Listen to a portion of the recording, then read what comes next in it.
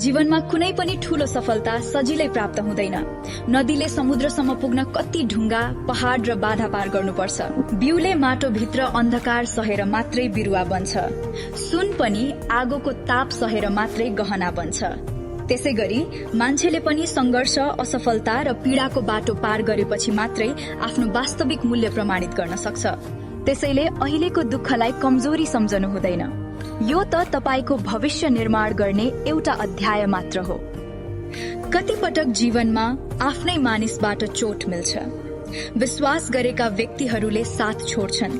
मेहनतको फल तुरुन्तै पाइँदैन अनि लाग्छ अब अघि बढ्न सकिँदैन। तर यिनै क्षणहरूमा हार नमानी अघि बढ्ने मानिसहरू नै एक दिन सफलताको शिखरमा पुग्छन्। दुनियाँले सफल मानिसको नतिजा मात्र देख्छ, तर त्यो सफलतापछि लुकेका अनगिन्ती आँसु, रातभरको संघर्ष र भोगाईलाई भने कमैले देख्छन्। त्यही भएर याद राख, घामपछि पानी अनि पानीपछि घाम आउँछ, दुःखपछि सुख र असफलतापछि सफलता आउँछ।